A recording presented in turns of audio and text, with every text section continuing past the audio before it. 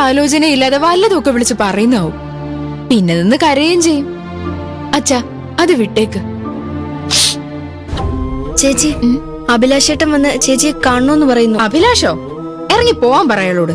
എനിക്കൊന്നും കാണണ്ട മനുഷ്യനെ. ഇങ്ങനെ ദേഷ്യപ്പെടാതെ മോളെ. ഇപ്പൊ ഇറങ്ങിപ്പോയതല്ലേ ഉള്ളൂ അവർ രണ്ടുപേരും. അഭിലാഷ് തിരിച്ചു വന്നതിൽ എന്തെങ്കിലും കാര്യം ഉണ്ടാവും. നീ ഒന്ന് ചോദിക്കും. ചെല്ലുമോളെ. ശരി, അച്ഛൻ ഇവിടെ ഇരിക്കും. ഞാൻ പോയി നോക്കിയിട്ട് വരാം.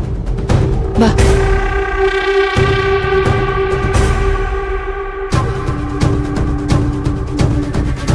എന്താ കാര്യം? ഞാൻ പ്രശ്നമൊന്നും ഉണ്ടാക്കാൻ വന്നതല്ല, ഒരു കാര്യം പറയാനുണ്ടായിരുന്നു. പറയാനുള്ളതൊക്കെ കുറെ പറഞ്ഞിട്ട് പോയല്ലോ അദ്ദേഹം. ഇനി എന്താ? ഞാൻ പറയുന്നത് അല്പ സാവകാശത്തിലൊന്ന് കേൾക്കാവോ?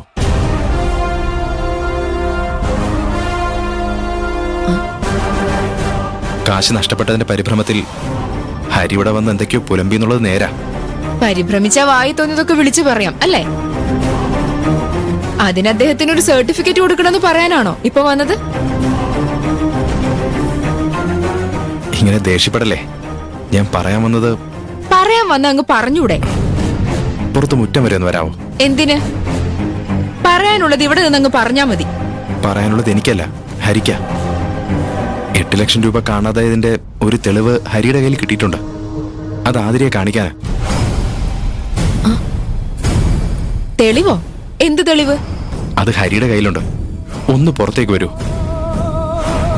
പ്ലീസ്. ആതിര, ഒന്ന് വരൂ. എന്റെ ഒരു റിക്വസ്റ്റാ, പ്ലീസ്.